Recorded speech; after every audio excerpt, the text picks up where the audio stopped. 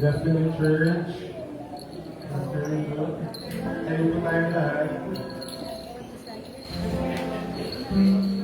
Bago po tayo mag-umpisa, i-greet naman po natin yung mga katabi natin.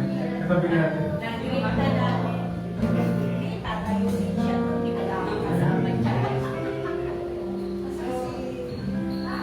Naniwala po ba tayo na faithful si God sa atin for the past day? Amen. Sa atin po ba tayo lahat mag-worship? Pray po muna tayo. Lord, we just want to thank you, God, for today. Lord, thank you po na binigyan po niyo kami ng privilege na makapag-worship po today. I pray, Lord, na yung Holy Spirit po would be upon us today, Lord. I pray, Lord, na ma-feel namin yung presence mo, Lord, as we worship. And even, Lord, sa preaching po later, I pray, Lord, na i-reveal niyo pa po yung sarili mo sa amin, Lord. I pray na mas makilala ka pa namin today, Lord. And may we just enjoy worshiping together pray in Jesus' name. Amen. Worship po tayo.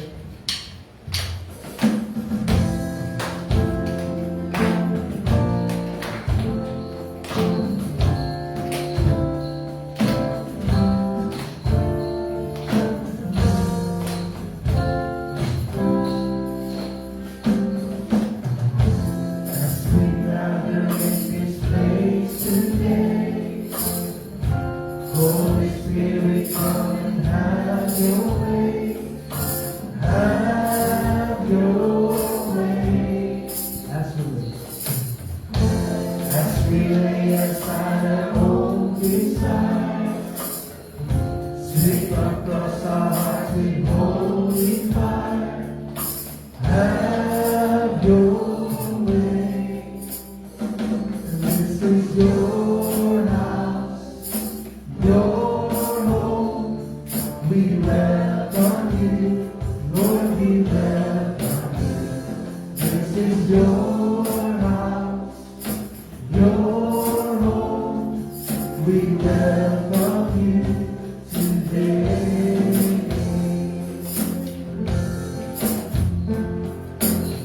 As we offer. As we open up our hearts and lives, let them be a living sacrifice.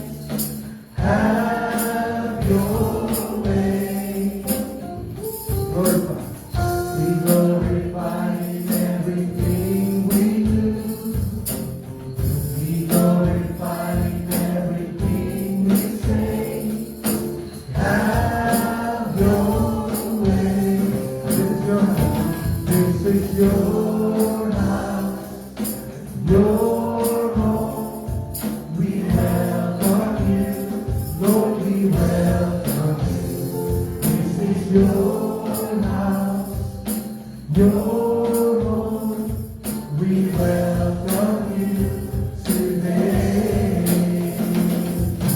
As we pray, oh Lord, you're near. It's your voice, Lord, will all to me. Oh Lord, this is your house and church, your home. We welcome you, Lord, we welcome you. This is your house, your home. We welcome you today. This is your house, your home. We welcome you, Lord, we welcome you.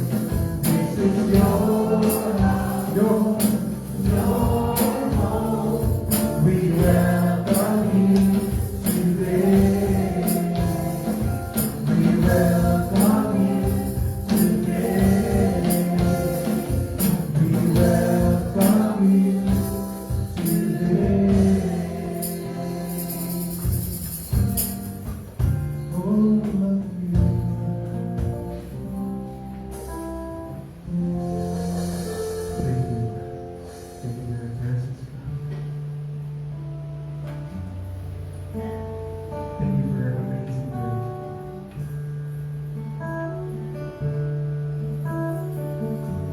It is by your grace, Lord, that we are here today.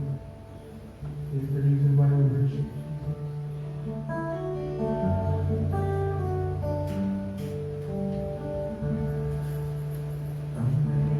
Amazing grace, how sweet the sound that saved a wretch like me. I once was lost, but now I found. Was blind, but now I see. This place that brought my heart to live.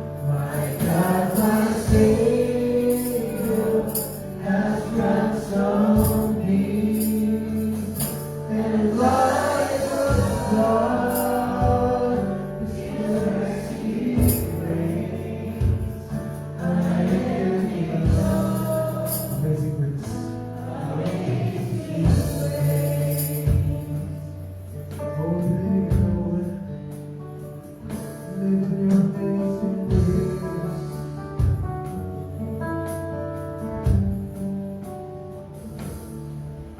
The Lord has promised grace. His word, my hope, secures. He will my shield and portion. As long as life endures. My shades are gone. My shades are gone. And set free. I is set free. My God, my Savior, has ransomed me. And like a flood, His mercy reigns. Unending love, amazing grace. My chains are gone, and I've been set free. My God, my Savior, has ransomed me. And like a flood, His mercy reigns. Unending love, amazing grace.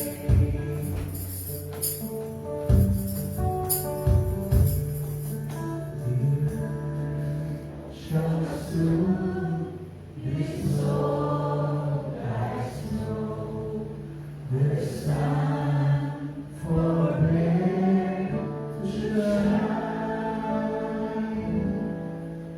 But God will hold me here below.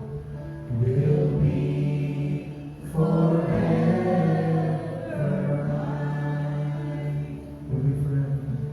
Will be forever mine. We declare, church, you are forever mine.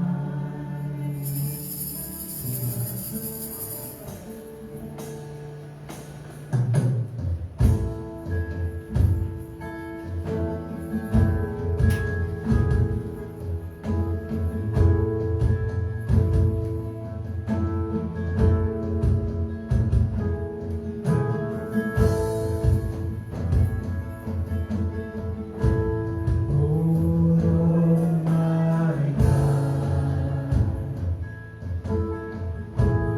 when I in awesome wonder consider all the works thy hands have made. Come on. I see the stars, I hear the rolling thunder, thy power throughout the universe is made. We'll sing together. This is my soul, my Savior God to thee. And how great thou art. Sing how great. And how great thou art. This is my soul, my Savior God to thee. And how great thou art, and how great thou art. Come on, let's sing, church. God is great. And when I see, come on, sing it. That God is Son has saved me, sent Him to die. My scars can take it. This is what our God did. On that cross,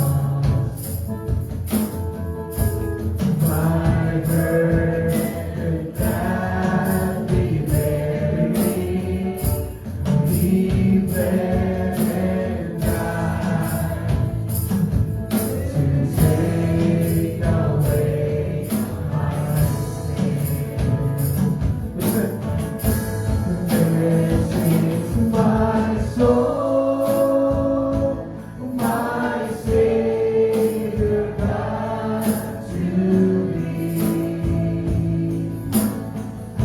And how great thou art, and how great thou art. This is my soul, my Savior God to thee. How great thou art, and how great thou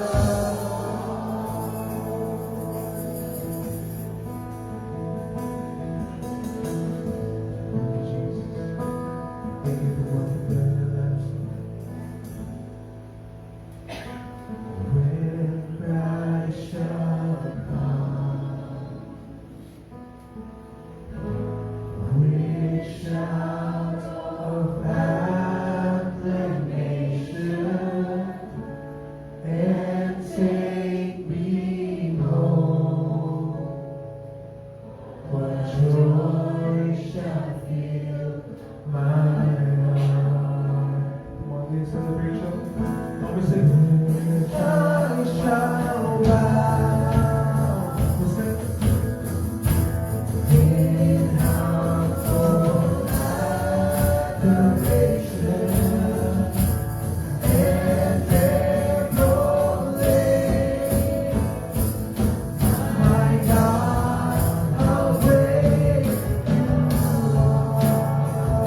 art. This is my soul, my Savior God to thee. Sing the word. How great thou art, and how great thou art. For the last time, this is my soul, my Savior God to thee. And how great thou art, and how great thou art, and how great thou art, and how great thou art. Lord, we give you back all the glory. You deserve all the praise, all the honor. In Jesus' name we pray. Amen.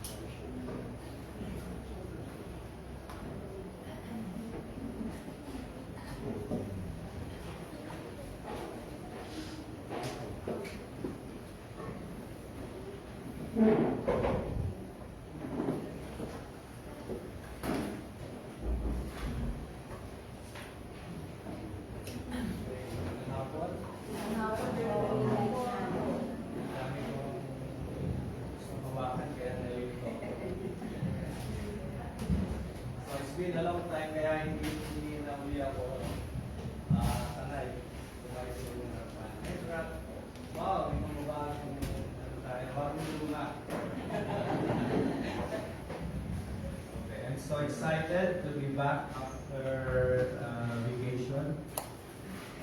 Akala ko yung Sunday, punta na kami ng Tagaytay, pero hindi rin kami natuloy kasi may emergency ako, hindi ako makalakad. Ganun pala ang feeling ng hindi makalakad sa sakit. So, kailangan paminsan-minsan nararanasan ko yun. 4 days. Pero, nothing is an accident.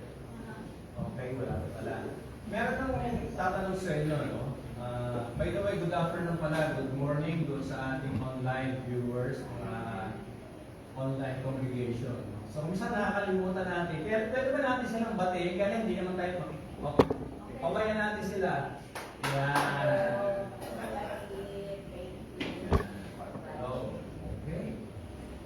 So, we have company across the sea. Okay. So, may 3 questions na lumabas sa internet. Every year may mga survey. Top 3 questions. Okay, siguro narating yung mga guest nyo. Number 1, where do we come from? Tayo ba ay nilikha o tayo ay nag-evolve? No? Next question, what happens after we die? Does my life affect my forever? And number 3, number 2. What's the meaning of life? Who or what are we truly living for? Parang napakapalasak ng mga tanong na yun. Pero yun ang katotohanan. Yun pa rin ang top 3 questions sa internet. Actually, I would like to discuss number 2. What's the meaning of life? Okay. So, bago yan, tingnan natin yung ating title page. Ganda ba? Okay. You are not an accident. Okay. Parang, doon pala meron na kayong na-imagine na flow ng ating, tama ba? Reaching. May idea na kayo, no? Sa ending niya, no? Pero, magkakamali kayo, hindi gano'n. Mag-iputan, hindi gano'n. Okay. Siguro basahin mo na natin Ephesians 2:10. Okay. Shall we? Ephesians 2:10. For we are God's masterpiece. You in Christ Jesus, so we can do the good things God for us long ago. Okay. Na-encounter nyo siguro itong verse na ito. Several times. Okay, so today, parang makailin yung mabigyan natin ng paliwanag, no? O ng linaw itong verse na ito. But before that, let's open our Old Testament New Testament sa Hebrews. Hebrews 11:23. Okay, hindi pa na i-class dito. Pwede natin tingnan sa ating mga Bible, digital Bibles. Hebrews 11:23. Pagkasahin mo na lang. It was by faith. By the way, yung voice ba dinig niya sa... Okay, good. Hebrews 11:23. It was by faith that Moses' parents hid him for 3 months when he was born. They saw that God had given them an unusual child, and they were not afraid to disobey the king's command. Familiar kayo dun sa bakit nagkaganito yung excited na to, no? So here is a baby, a very beautiful baby, binanggit ng beautiful baby. And nando yung parents niya, siya ay nilalagay, ayan, dito pala, no? Nilalagay doon sa basket. Pero actually, sa Bible, mayroong takip yan, tapos sinisil ng water, parang waterproof. So hindi siya mababasa kahit umulan o tumaog, hindi siya papasukin ng tubig. Because during that time, ay nagkaroon ng decree si Pharaoh dahil na-insecure na sila doon sa mga Hebreo na dumadami yung lahi ito nung lahi nino, ng mga mga hippies, si Jacob, no? Lahi ito dumami. Kasi, di ba, nagkaroon ng katutong dun sa Canaan, tapos sila ng Egypt, at hindi na sila nakabalik. At dahil doon dumami, at na-insecure na yung Pharaoh na anak ng kaibigan ni Joseph, na hindi niya ino-honor yung magandang relasyon nila ni Joseph.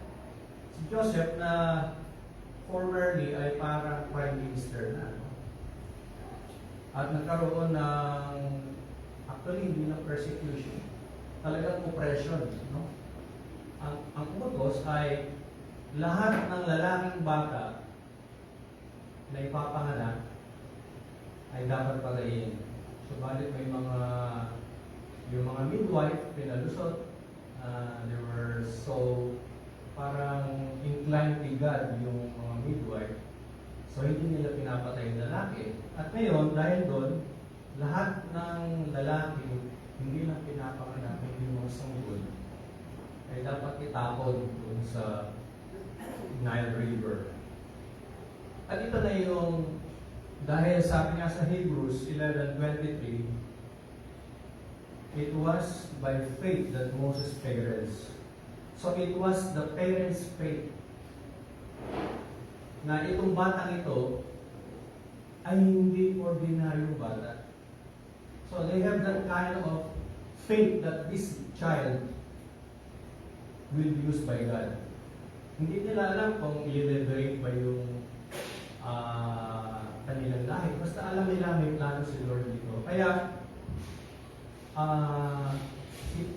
parang isinulan nila yung kanilang buhay sa paglaban dun sa utos. By the way, today, we will discuss only 4 points. Number 1, the purpose of birth. Number 2, why do we have to embrace suffering?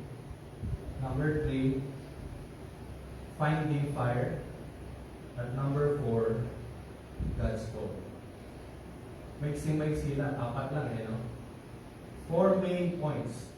Pero there are many sub-points. Yun yung mapapahaba. Yung sub-points, okay? Okay, I'll tell you pag nasa, na tayo, 1, 2, 3, 4. The purpose of birth. Okay.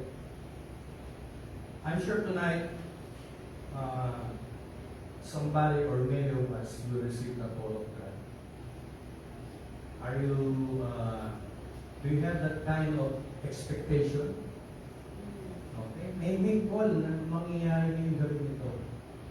At dahil dito, ay simulan na natin. Alam niyo ba, I was speaking for a while before I received the call of God. Baka akala natin, we received the call of God, tapos mag-speak na tayo. But in my case, I don't have the call of God when I started preaching. Paano nangyari yun? Kasi akala ko, looking back dun sa personal testimony, noong 1979, when I got born again, after 2 to 3 years, I started preaching. I was given that privilege. Then, I was so excited. Pero, as I do that, as I go along, parang nagbabago yung nagiging mechanical, nagiging stressful yung ginagawa ko. At para bang gusto ko pero parang out of duty. Imagine that was 1982. So may idea na kayo, ano? Okay. Senior naman tayo kaya natin buhay ko. Due to the church transition and work transition, I stopped preaching from year 2005 hanggang 2022. So, 17 years. Pero alam niyo ba, during those years, My soul is consumed with longing for the law of God. Psalms 119:12. Parang, wow na wow. Gutom na gutom ako. Tapos sabi sa Philippians 2:13, for it is God who works in you, who will and to act in order to fulfill His good purpose. Kaya nung binigay sa akin muli ng Panginoon yung opportunity, when I finally returned in preaching, I no longer saw it as an obligation because there was a call. May pagbabago. And now it brings me joy to witness lives transform and grow near to God. Mahirap pa rin, ganun pa rin, pero walang stress, walang pressure. Pagod, yes, pero hindi ka bukanan natin para out of reading. So, I would declare today, ang lahat ng Kristiyano, no exception, you are either a missionary or a mission field. Alin kaya tayo doon? When I say missionary, hindi ito yung, di ba pag sinabi missionary, may idea tayo kung ano yung missionary, no? Yung parang foreigner ka, naka-corbata, naka-long sleeves, yun yung typical. Pero when I say missionary, you go on a mission. You're a messenger. You're ambassador. You are a disciple, a servant of God. So, ang sabi ko ulit,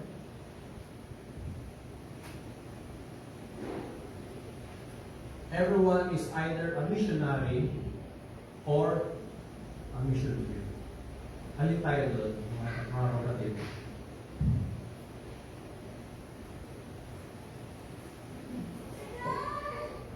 Kasi, I believe, and from the Bible, na ang bawat isa ay tinawag upang maging sugo o messenger sa kanya-kanyang places, kanya-kanyang mundo. Diba? Iba naman tayo ng ginagalawang mundo. Pero tayo pa rin has that calling o mission na tayo ay messenger ni Lord. At ang pinabibilang, bakit tayo nag-meet every Sunday? O hindi ba, more than once a week? Bakit tayo nag-meet? Kasi nga, being missionary or being messenger, we should meet for a common goal, di ba? Because we are called to be sugar of the earth. Tama ba? Salt. Hindi tayo sugar. Salt and light of this world. Tama? So we have a purpose. Ano yung purpose natin? Sabi sa Luke 19:10, for the Son of Man came to seek and to save the lost. Yun ang mission natin. To seek and save the lost. Okay. Lahat tayo, isa lang ang mission natin. Hanapin ang mga napapahamak sa labas. Okay. If you say, Kuya Sir, ano ako yung mission field?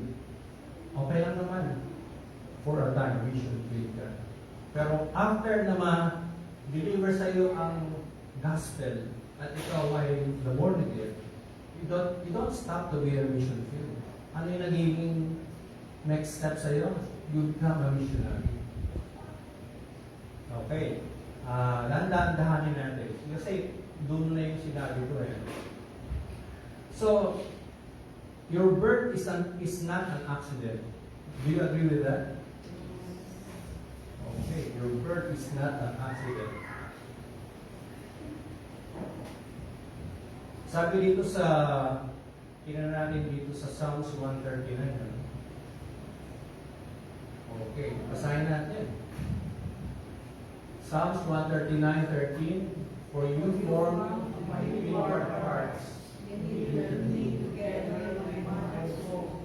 I praise you, for I am fearfully and wonderfully made. Wonderful are your works,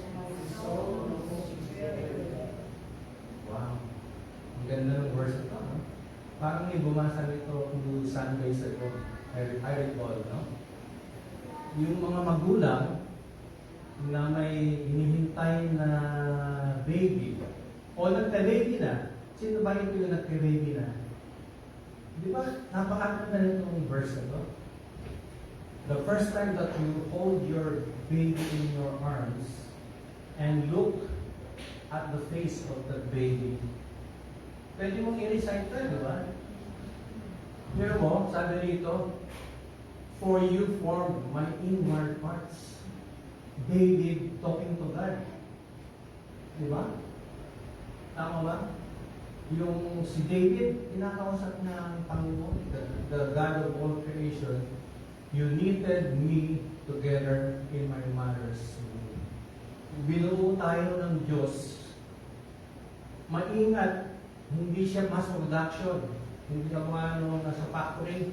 Di ba, may nagkakawit ng tornilyo. Hindi ganun eh. Dahan-dahan, isa-isa na binubuo yung inward parts natin. Di ba? So, pwede yung katawan natin, pero more. Kung ano yung ugali natin, ano yung genes natin, ano yung trait natin, yung pag-iisip, ayon sa wagis ng Panginoon. Diba? I praise you for I am fearfully and wonderfully made. So, biro mo ginagawa tayo ni God with high precision. Nakakita ba kayo ng tao na defective? So, ginagawa tayo ni Lord ng perfect. Marinig ba iba yung itsura natin, but being man, we have everything perfectly. Diba? Kasi yung rhythm ng heart mo, yung rhythm ng lungs mo, hindi pwedeng pumalya yan eh. Otherwise, hindi tayo aabot sa ganitong age, tama ba? But more than the physical, it's more on yung ating soul, yung ating intellect. Diba? We were created according to the image of God. In fact, sabi sa Psalms, we were made a little lower than God. Can you imagine that? God, bumaba ka ng kaunti, tao na yun. Hindi tayo pinumpare sa angel. Wow, grabe yung value ng tao, no? Kaya mga kapatid, ang ibig ko sabihin sa iyo, kung tayo man ay anak na hindi natin kilala ang magulang natin, o tayo ay sinasabing walang value, sinasabihan tayo ng kapwa natin, hindi totoo eh. Kasi sinasabi ng Biblia eh. Wala pa man tayo sa aktwal na mundo, tayo ay pinagandaan. Diba sa kanina, Ephesians 2:10, we were made as a masterpiece ng ating Panginoong Jesus long time ago. Imagine that, no? Yung value natin.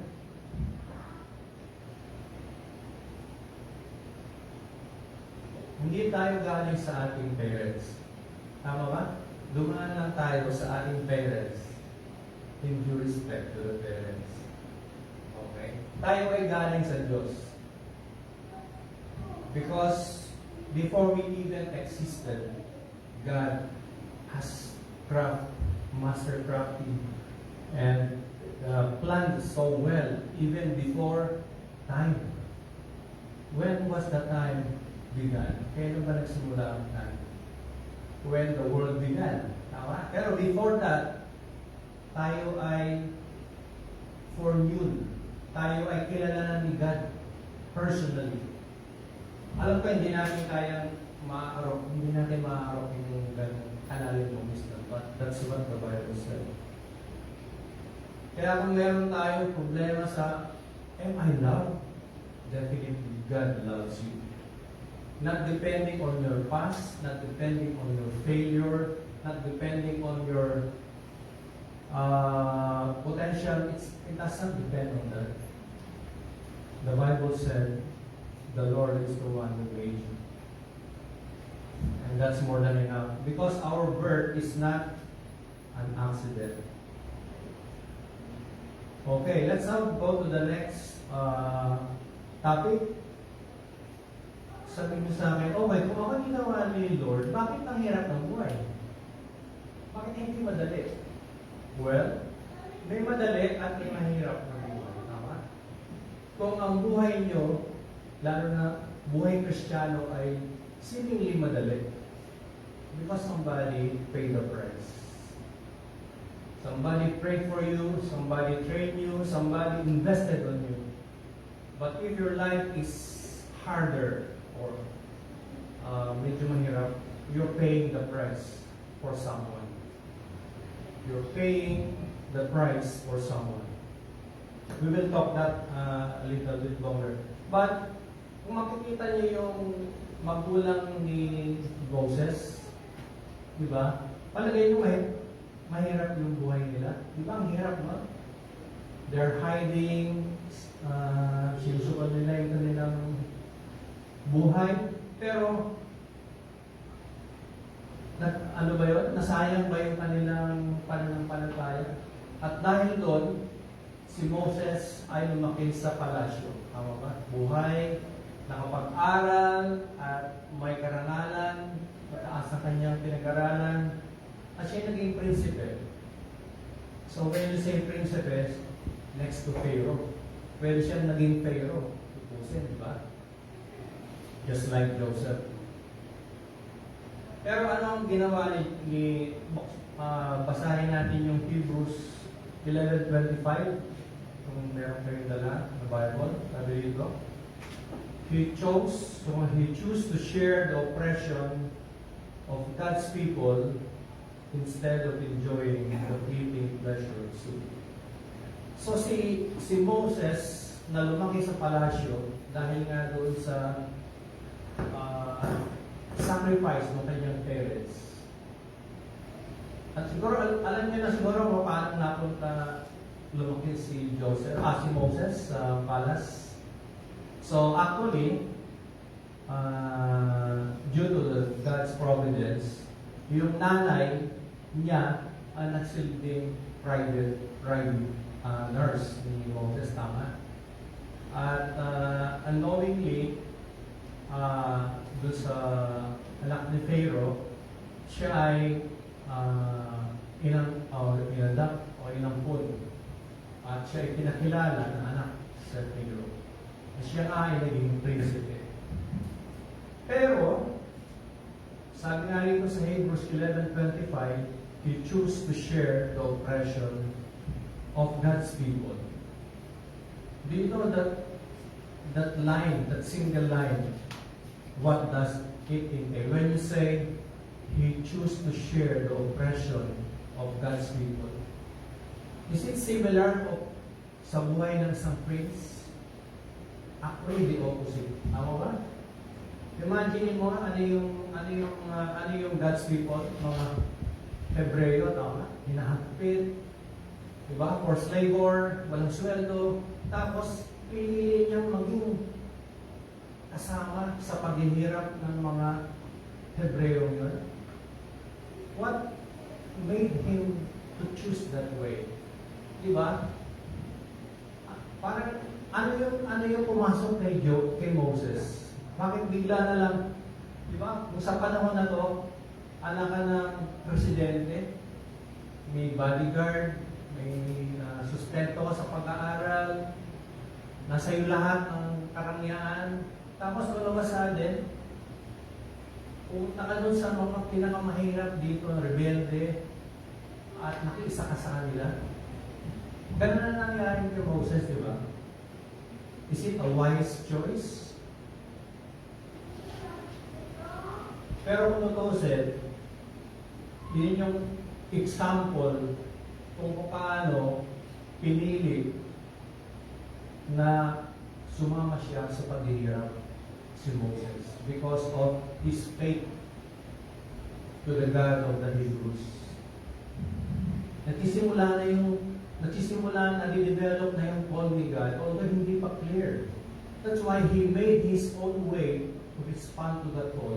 Ano yung ginawa niyang response? Meron siyang ginawa na kailangan siya magtago. Diba? Pinatay niya yung isang Egyptian na nagpapahirap doon sa mga nagtatrabaho. At dahil doon, kailangan siya magtago dahil hinahanting na siya ng mga militar. Diba? At ang fast forward natin, ano nangyayari sa kanya? Siya ay nagpunta doon sa malayong, sa wilderness, hanggang sa namit niya yung, sino yung namit niya? Si Jethro ba yun? Okay, the priest of Midian. At siya ay nag-alaga ng flock o ng mga tupa. Siya ay nag-alaga from palace, naging convict, nagtago, nag-alaga ng tupa for how many years? 40 years. Wow.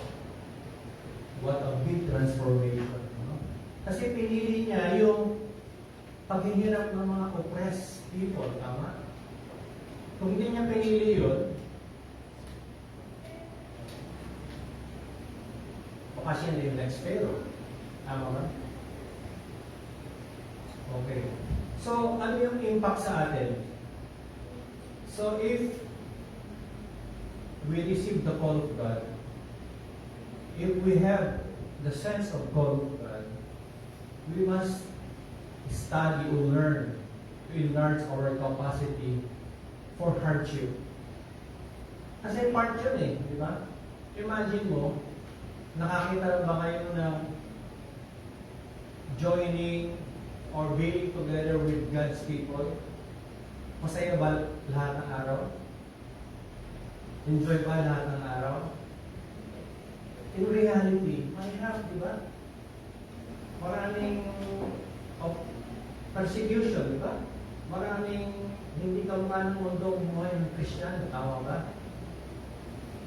Kamukha ngayon, meron ba tayong persecution sa panahon na ito? Meron ba tayong oppression? Di ba? Pag hindi ka nilike sa Facebook, anong feeling mo? May persecution ba? Hindi naman, ano? Pero kung minsan na lang yung nandiyan generation, eh, di ba? At inan-follow lang ko, grabe. Persecute na ako. O kaya hindi na-like. Pinagkakaisama na ako ng mga kaibigan ko, no? Parang, ganun pa yung comparison sa panahon ni Moses at sa panahon natin ngayon. Pero kung minsan, yun yung tinatawag natin depression. People are depressed because they don't belong. Less follower. Hindi bumibenta yung mga pinopost nila. O kaya hindi sila sinali sa isang magandang event, no? So can we compare our generation ngayon? When you say generation ngayon, it could be our kids, our mga kaibigan, di ba? Parang napaka-soft, di ba? Kasi palagi ko nalilin, ano ba kung panahon namin yan? Okay, mag-aaral ka, bahala ka sa bangon mo, bahala ka sa pamasahin mo, bahala ka. Pero ngayon, hindi pwede yun. Pag walang bangon, hindi mapasok. Diba? So may comparison eh. Diba? Bakit nagkaganon yung generation natin ngayon? Because baka napakatagal naman sa baker o napakatagal ng pacifier. So, something like that. O balat sibuyas. Nagagamit pa ba natin yung balat sibuyas na term? Manipis, malambot, ano pa? Suko agad. Okay. Siguro ang sakit ng mga term na yun. Pero how can you describe the difference? Diba? Lalo na yung kamukha si brother niya, ang dami anak. So, na-experience mo eh, no? Hindi ko sinisingle out. Pero, ang ganda kasi nung, dahil ko ba yung nararanasan ko? Kasi this is the generation nowadays. Diba? And if we are to be called by God, we should, anong tawag na, level up. Hindi pwede yun eh. Hindi pwede balat sibuyas. Diba? Okay. Because if we look at the example of Moses, ang layo ng buhay ni Moses. Okay. So, if we have the call of God, we should embrace hardship or suffering. Magandang ano yun, magandang concept, no? Rather than, kasi, alam mo, gusto kong maging assistant pastor or full-time work kasi ang daming perks eh. Pero ang dami kang follower, marami kang privilege, palagi ka na sa stage, palagi ka na sa harap. Parang kung yun yung ano eh, driving force eh. Rather than suffering and hardship, it's more on the sisikat ka, may prestige, sa ibang malalaking charges, magkakaroon ka ng prosperity, marami kang, more on financial, popularity, influence, power, no? Pero if you look at the life of Paul and Jesus himself, have they vied or aimed for applause? No way. Walang ganon. Di ba? Okay, but in the church, why do we stay together? Despite na, di ba, ano nga yun? Iron sharpens iron. Alam niyo ba yung salita yun? Pag nagkikis-kisan ng dalawang bakal, anong nangyayari? Nag-spark, di ba? May friction eh. Ganun ang church, ganun ang family. Sabi nga sa US, if you stay longer in the marriage, you hurt each other. Kaya nga, okay, let's stop our marriage. Divorce na tayo, nakakasakitan na tayo eh. Ganun sa church eh. Di ba? Pero ang tanong, why do we choose to stay? Because we just choose it, no? This is better. This is the only way we can learn. We will grow in Christ. Diba? Kaya don't expect na, ay, paglilipat ako ng ibang church, mas maganda ron. Meron ba talagang gano'n? Okay. Palagay ko, alam niyo na yung sagot. Because people, church is always composed of people. The people is the problem, it's not the church. Okay. So when we say suffering, let's define suffering. Kasi may suffering na dahil sa wrong choice, wrong company, stubbornness. Hindi yun yung suffering na pinag-uusapan natin. What we're talking is, when you follow Christ, we are opposing the world. At dahil doon, may mga challenges, personal, financial, social, no? Okay. So let's move to bibigyan ko lang kayo ng isang example. Ano yung suffering sa, hindi naman so modern, itong nowadays, itong century, ito, past century. Kilala niyo, di ba si John Wesley? Nadinig niyo sa John Wesley, ano? Parang siya ata yung founder ng Methodist. Tama ba? Okay. So, normally John Wesley, kapag nag-speak, binabato siya ng bricks or bato. Normal yun. Okay. Kaya for the past 3 days, hindi niya siya nakaka-receive ng bato. At siya ay lumapit sa Panginoon, patamarin mo po ako. Have I lost the anointing? Have I offended you, Lord? At after a few minutes, may dumating na bato, tinamaan siya. Lord, thank you. We're good. Thank you, Lord. We're okay. So, grabe yung niya. Ang sukatan niya pala ng relationship niya sa Panginoon, yung persecution. Pag walang persecution, medyo, sabi na, delikado ako ito. Nagbabackslide ata ako. Ganun ba ang natin ngayon? Ang generation natin ngayon? O pag, yun nga sinasabi ko kanina, na-unfollow ka na, grabe, ang sakit, Lord. O kaya, hindi ka lang na nasagutan, hindi ka na-reply. Binati ka na, okay, happy birthday, hindi ka sinagot, hindi mo sinagot, hindi ka sinagot, no? Okay, binigyan mo ng verse, hindi nag-reply. Parang grabe, pinagkakaisahan na ako. So parang ang layo kay John Wesley, no? Okay, so let's level up, mga kapatid. Kung yun ang suffering na consider natin. No? Alam niyo ba, may mga times sa atin na there was a time in our life that we surrendered to the Lord and we became so serious with God. Diba? Yung iba kung gumigising ng madaling araw, tapos may devotion, kaya stay late and have your devotion. And sometimes we go out and really finding the Lord, seeking a personal and intimate time with God. Na-experience na yun. Pero after a while, pag palagi mo nang ginagawa yun, that revival in the past, yesterday, becomes routine. Parang naging mechanical na lang siya, tapos hindi mo na mamalayan, ritual na lang. Yung bang, ay, alas 5 na, magka-devotion na ako. Tapos, you do your Bible study, prayer time, and that becomes a routine. Pero, few months back, it was so fresh.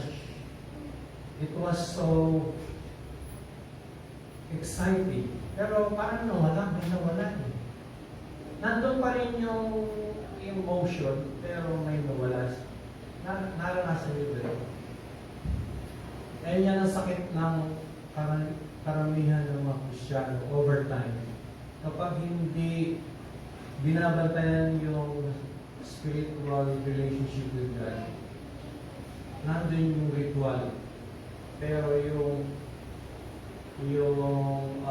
essence o yung relationship with God nawawala.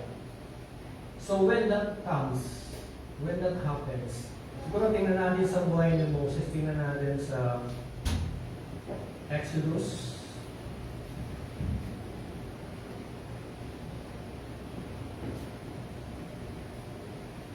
Okay. Tingnan natin sa Exodus.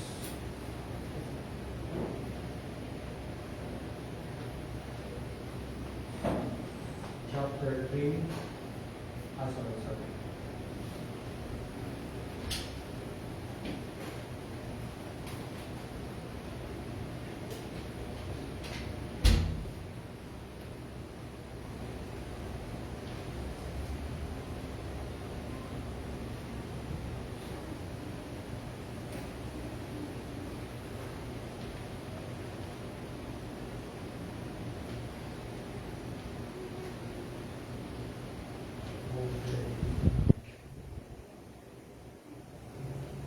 Chapter 3, verse 1.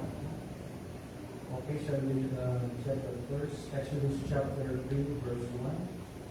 One day Moses was tending the flock of his father-in-law Jethro, the priest of Midian. He led the flock far into the wilderness and came to Sinai. Parang ito yung supposedly yung verse niya. So, usually, si Moses ay tinetend niya yung flock dun sa Midian, no? Dun sa area na yun. But this time, he walked an extra 80 miles or 80 kilometers dahil may nakita siyang maliwanag doon sa Sinai. Okay? You know how many days it took him? An extra of 5 to 7 days. Naglakad siya. Okay? Doon sa Sinai, the mountain of God. And you know what? Anong nakita niya doon sa dulo? Doon sa Sinai? nakita niya yung burning bush. Yung bush na naglalagablab pero hindi na susunog. Nandun pa rin siya. At parang may nag-spark kay Moses noong panahon na yun. For 40 years, tama ba? Nag-aalaga siya ng mga tupang, but that specific day, something happened to Moses. Actually, sabi nung the angel of the Lord ang nandun sa sabi niya, Moses, take off your shoes for standing on the holy ground. And siya ay sumamba dun sa harap ng burning bush. So for the longest time, parang si Moses ay gumagalaw ng routine. Siguro pagising sa umaga, dadalhin niya yung mga tupa, tapos sa prating sa gabi, babalik niya. Siguro kahit hindi na siya nag-iisip kaya niyang gawin yun 40 years, no? Day in, day out. Parang hindi ko nga alam kung nagsusuklay pa ba siya, nag-aahit pa ba siya. It doesn't matter. Diba? 40 years. Paulit-ulit lang. Pero bago nangyari yun, anong ginagawa ni Moses? Diba? Pinaglaban niya yung mga Hebreo. Alam naman niya na siya ay Hebrew Alam niya. Siguro sinabi na rin yung nurse niya, yung nurse ng nanay niya yung nurse niya. No? At dahil doon, ay gumawa siya ng paraan upang tugunan ang taong bigat. Kaya nasa maling paraan. Tama ba? Pinatay niya. Tama ba ang pagsunod sa tawag ng God sa pamamagitan ng paggawa ng kasalanan? Of course, hindi. At dahil doon, siya ay nagtago. Iniwanan niya yung kanyang mga kababayan. At for 40 years, kinalimutan niya. Kinalimutan niya yung pinaglalaban niya. Di ba? Pinaglalaban niya. Nang iniwanan niya yung kanyang pagiging prinsipe. At siya ay nabuhay na siguro bilang negosyante dahil asosyo na siya ng father-in-law niya. So, okay naman yung buhay niya. Walang masyadong struggle. Marami siya mga inalagaan lupa. But this time, nagkaroon siya ng kakaibang experience. Para bang may nabuhay na naman. Yung dati niyang masidhing nag-aalang damdamin na tumugon sa Panginoon, nabuhay bigla. Nabuhay. Kasi, kaharap niya, yung pinaglalaban niya, yung tinig na kanyang sinasagot noon 40 years ago, ngayon ay kaharap niya ng hindi naman mukhaan, kaya lang harapan. Kaya mga kapatid, kumisan, kapag tayo ay nabubuhay sa routine, yung pagising, alam mo na ang mangyayari, diba? Alam mo na paano tatapusin yung araw. In short, may tawag yan sa English. Ano yan? You become burned out. Ano pa ba yung ibang term dyan? Maraming terms yan Discharge. Ano pa? Low-bad. Boring. Ano pa? Mechanical. Ritual. Sabihin mo lahat ng word na yun. Isa lang meaning mo. You lost it. You lost God in your life. Dati gusto ko nung maglingkod sa Panginoon pero wala naman nangyari. Saka na lang yan. Yun yung sinasabi ko mga kapatid. So this time, why don't we learn from Moses?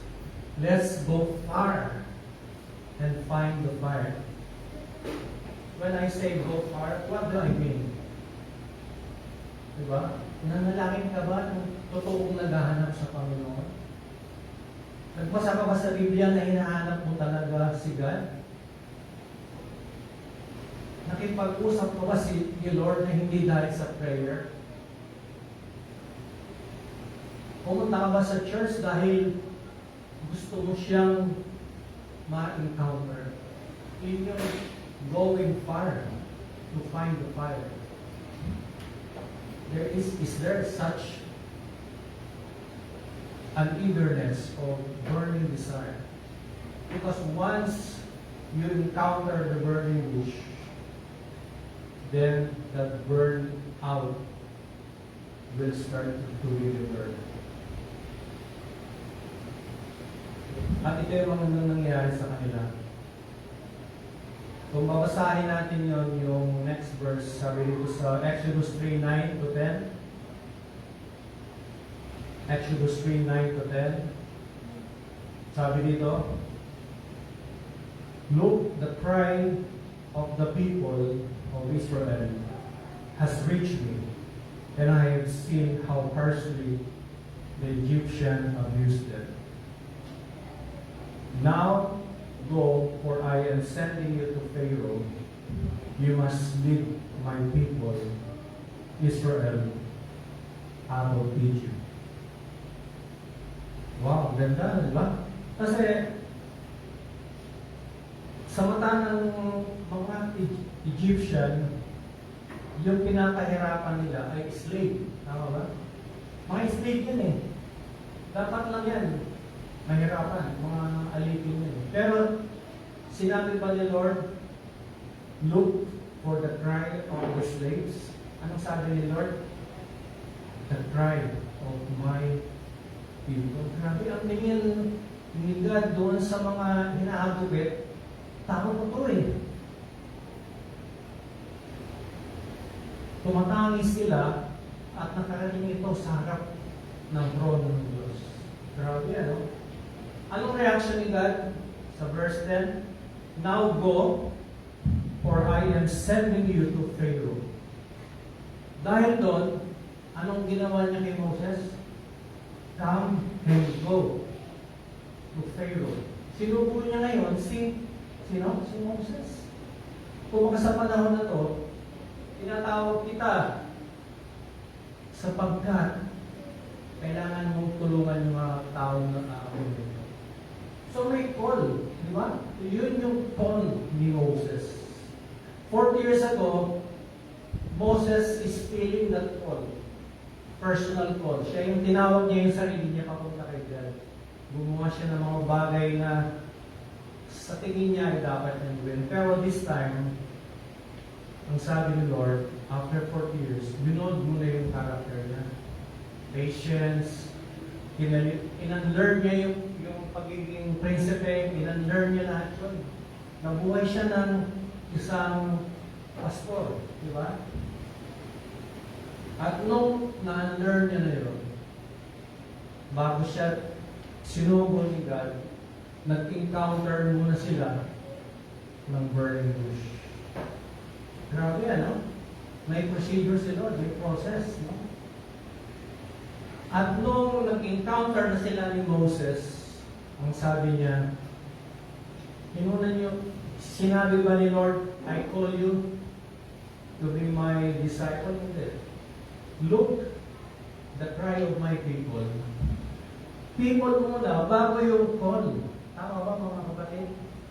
That's why when we say we want to be a servant of God, it's not because you want to be a pastor, you want to be a minister, you want to be a worker of God. It's not about you. It's about the call. It's about the cry of your neighbor, of your community. Kasi meron akong kwento dyan, personal experience ko. Nung kalilipat lang namin sa Richmond, Taytay, meron kaming kapitbahay ng mag-asawa, si Mang Boy, sa kanyang asawa niya. Gawa siya ng gawa ng mga mga sirang appliances, contractor siya in short. Nag-garden siya. Napakasipag niya. At ako din, busy rin ako. So, tuwing makikita kami sa date, ganun lang kami. Ito, Makoy, naisip ko isang araw pag hindi na ako busy, makikipagkwentuhan ako sa kanya. Of course, share ko yung husband. Pero, months and months and months, ganun palagi yung iniisip ko. Busy ako ngayon, sa kanila. Tapos, nagkasakit yung asawa niya. At few months namatay yung asawa niya. Kaya kakwentuhan din namin yung asawa ng babae. Tapos, after ilang buwan, yung lalaki nagkasakit dahil nalungkot. Sabi ko, tira mo na. Kailangan ko nang kausapin. Kasi baka maging late na. Parang nagkaroon na ako ng sense of urgency. Pero, totoo yun, too late. Isang araw, nung pag-uwi ko, nalaman namin, namatay na si Munggoy. Ngayon, para bang, oops, busy ako, busy. Ito na. Hanggang namatay na siya. Kaya para kung nadinig yung sigaw na natin, o ng gawin na, I was born again. There was a cry. But how can I respond to the prayer? You don't respond. Kaya, yun yung parang nakita ko sa buhay ni Moses na God gave time to appear before Moses. Yung burning bush na yun, kailangan gawin ni Lord para makita siya ni Moses. Upang mag-encounter sila. Because there's so much cry. Doon sa iniwanan niya na mga Hebreo, doon sa Egypt, iniwanan niya. And that call is because of the cry of the people. Kaya, are you a mission field or are you a missionary? Going back to the same question. If you are a missionary, why God has to call you? Because He wants you to be popular. Gusto niyo ba na marami kang follower, marami kang ginagawa, marami kang influence yung mga gusto ni Lord? I don't think so. Because may kapitbahay ka, may kamag-anak ka,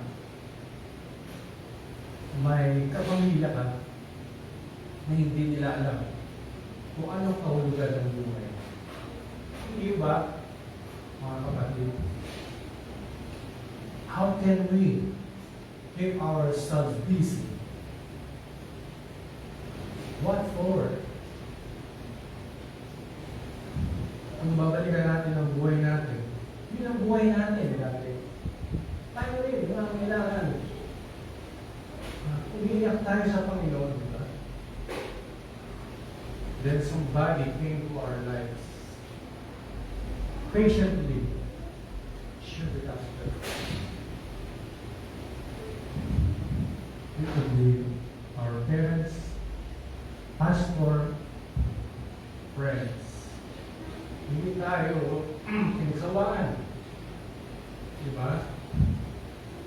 Sa inyo, tinatagawang pa natin. They embrace suffering. So, kung naging madaling ang buhay natin ngayon, na makilala si Lord, it's because somebody paid the price.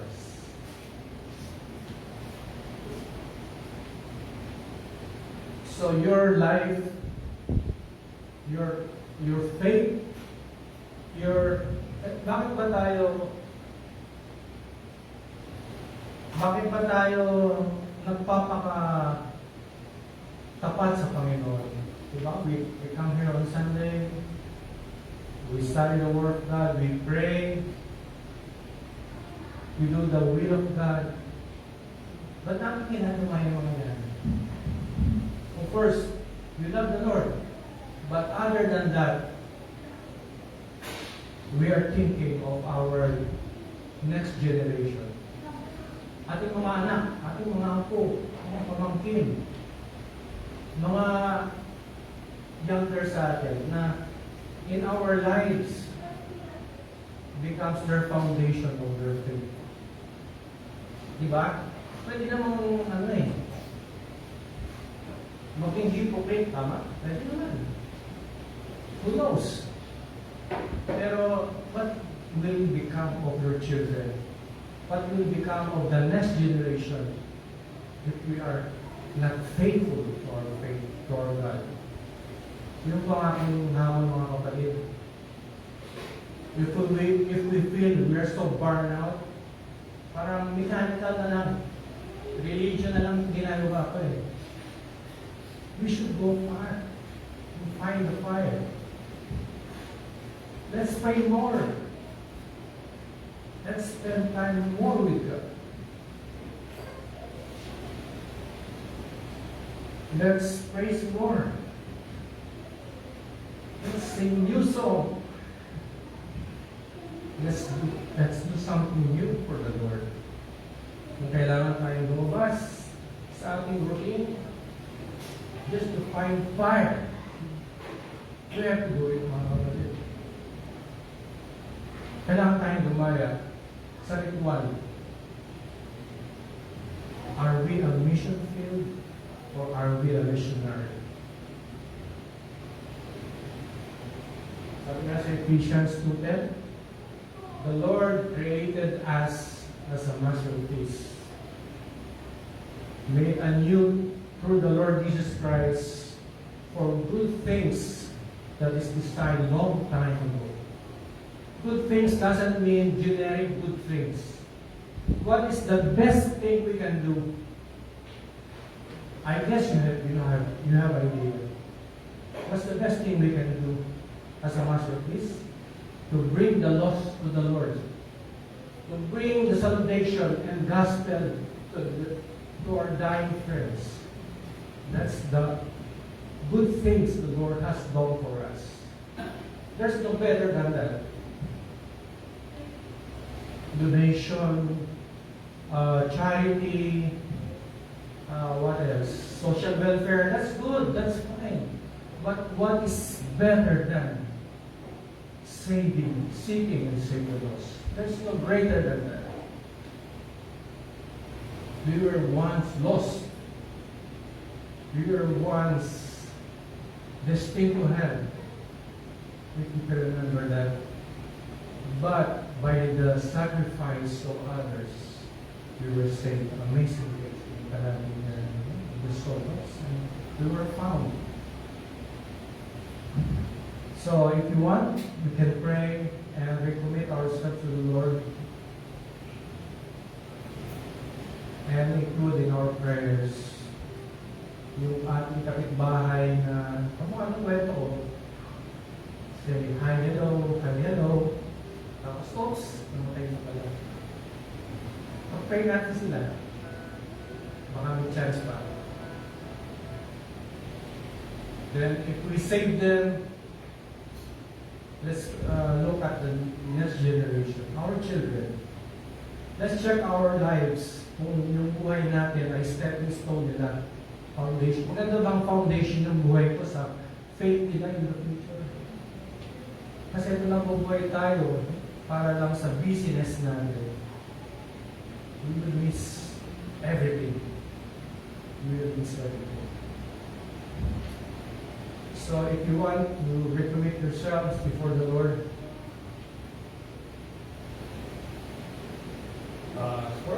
tayo. It's a gesture of our eagerness and our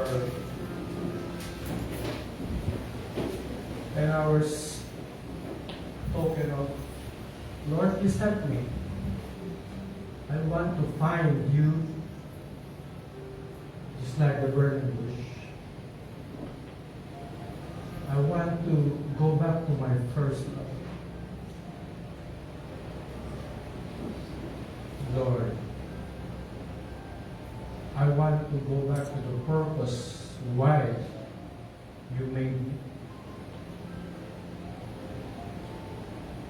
I am not an accident. Truly, Lord, I am not an accident. Heavenly Father, napakabuti na. Never give up on me, O God. Father, I just pray for kung paano yung burn out at this time, Lord. Para kami napaso na, pagod na, hopeless at this time, God. Through this message, O God, I know intentionally you're encountering me. Father, teach me to hear the cry of your people. Send me, O God. Teach me, Lord, to embrace suffering, that my neighbors, my loved ones, my family will find it easier for them to hear the gospel. Bless us tonight, O God. Bless us tonight with your word burning in our hearts. We just pray for those people. Naalala namin ang mga mukha nila. We don't know their names, Lord, but we can remember their faces. Kapitbahay namin, asosyo, katrabaho, classmates, katrabaho, Panginoon, kaibigan. Father, give us that heart just like yours. Na kaya namin facing kung kahiyan man ang abot namin o persecution, Lord. Ang mahalaga ay maligtas natin. Thank you for this privilege. It's like Moses, we want to embrace the suffering of your people. Because we look forward for the joy that is before us, that their salvation is our reward. To be with you, to find us faithful is our reward. Thank you, O God. Bless this church. Palagi po yung iglesia nito na patuloy na mabubuhay, Panginoon. Madidinig namin ang inyong pulso, ang inyong heart every now and then. For your glory and for your honor. In Jesus' name. Amen.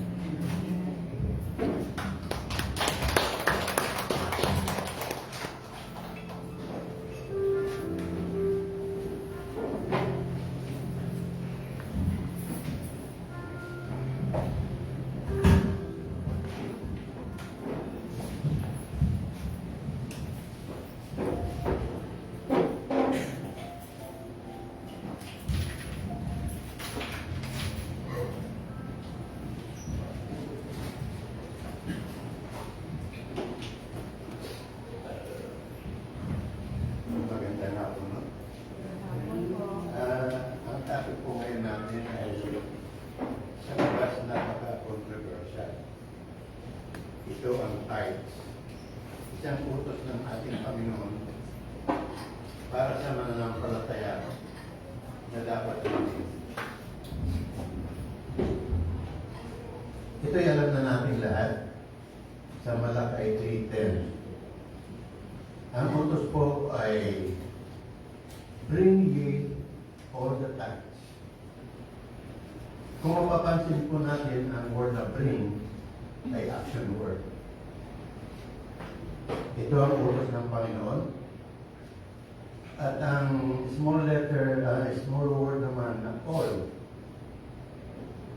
So, ibig sabihin, lahat ng tithes, dapat natin dalhin sa Kanya.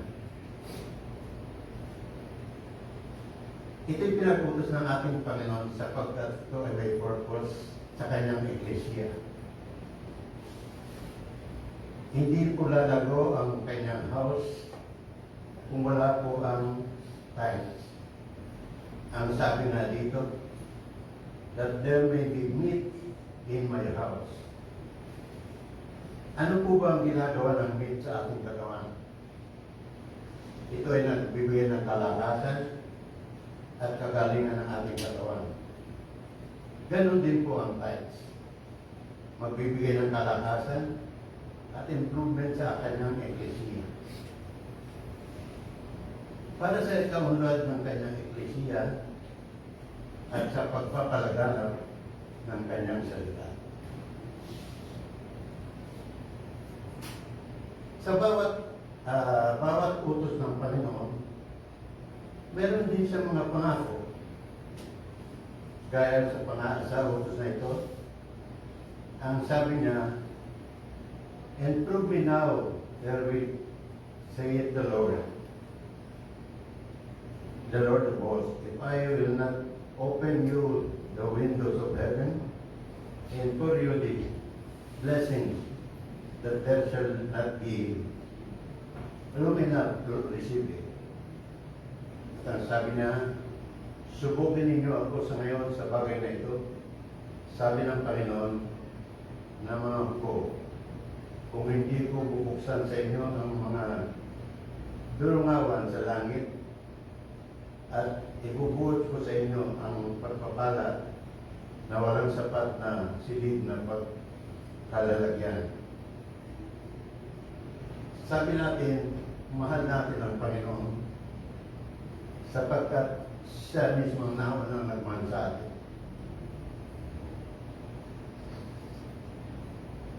Yan ay makikita natin sa John 3:16 mismo.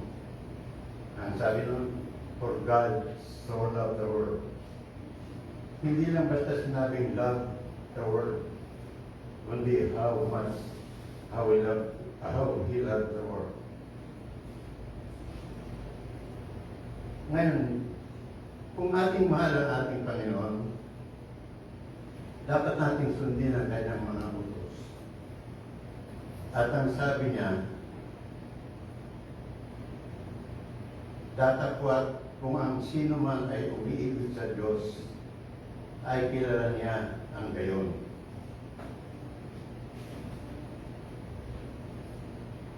At sa John 14:23, sumagot si Jesus at sinabi sa kanya, kung ang sino man ay umiibig sa akin, ay kanyang tutuparin ng aking salita, at siya'y iibigin ng aking Ama, at kamay pasa sa kanya, at siya'y gagawin naming tahanan. Kung inyong iisipin ang kagapin natin ng Panginoon, ang Holy Spirit ay sumaati na. Ngayon dito, sinasabi ng ating Panginoong Hesus, kung susundin natin ang lahat ng salita ng Panginoon, siya at ang Awa ay mananahan din sa atin. Can you imagine kung ang Ama, Anak, at ang Espiritu Santo ay mapasa atin? Ano pa kaya ang kalakasan na ating hanapin?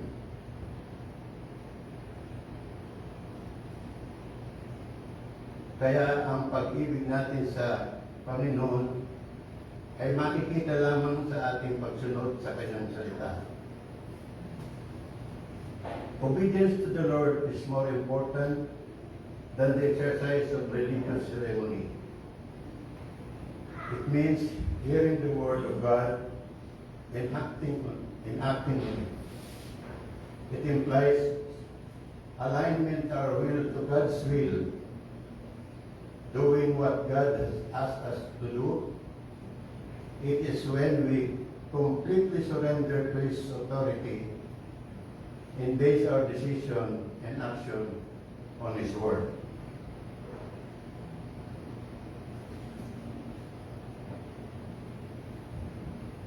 Kaya sa 1 Corinthians 8:3, tatapat kung ang sino man ay umiibig sa Diyos, ay kilala niya ngayon. Kilala kaya natin? Kilala kaya tayo ng Panginoon? Let's pray. Lord, we thank you for your abundant blessing in our lives. So we bring our tithes before you today. We ask that you bless these gifts, that they may be useful in our ministry and for your glory. We ask and pray all these things in the name of the Lord Jesus Christ. Amen.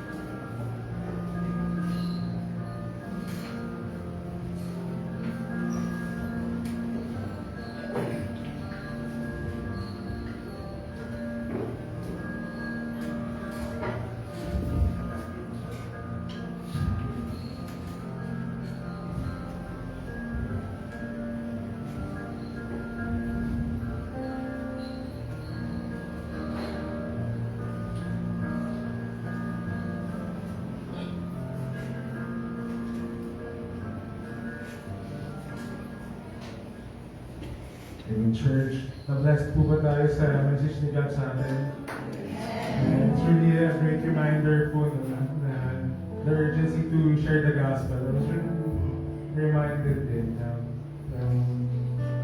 ano ba yung mag-fuel sa akin to really have the urgency to share the gospel. It is to remember din how great yung ginawa ni God sa mga buhay natin, diba? Yun yung talagang magre-remind sa atin. Kasi gusto rin natin ma-experience nila yung ginawa nila sa mga buhay natin. In church, amen. Come on, let's worship po ulit. Let's stand po.